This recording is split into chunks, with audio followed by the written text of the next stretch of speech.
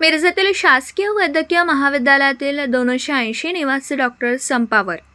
मिरजेतील शासकीय वैद्यकीय महाविद्यालय आणि रुग्णालयातील 280 निवासी डॉक्टरांनी संप सुरू केला. वेळेवर विद्यावेतन मिळावं आणि पुरेशी हॉस्टेलची व्यवस्था असावी या प्रमुख मागण्यांसाठी निवासी डॉक्टरांनी आंदोलन सुरू केलं. मिरजेत निदर्शनं करून घोषणाबाजी करण्यात आल्या. निवासी डॉक्टरांच्या संपामुळे रुग्णसेवेवर परिणाम होतोय, मात्र अत्यावश्यक सेवा वगळून संप केला, असं आंदोलक डॉक्टरांनी सांगितलं.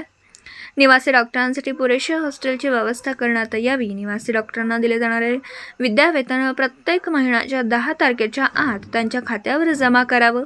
निवासी डॉक्टरांना दिले जाणारे विद्यावेतन हे केंद्रीय संस्थांमध्ये दिल्या जाणाऱ्या विद्यावेतनाप्रमाणे देण्यात यावं.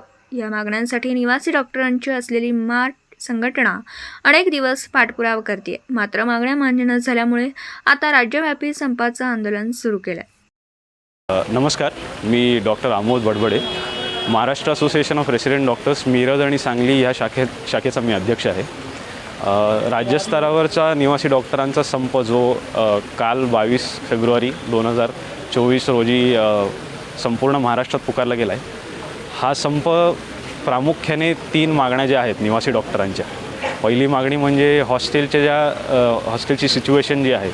राज्यभरातील जे निवासी डॉक्टरांचे हॉस्टेल्स आहेत, निवासी डॉक्टर हा 36 तास काम करत असतो.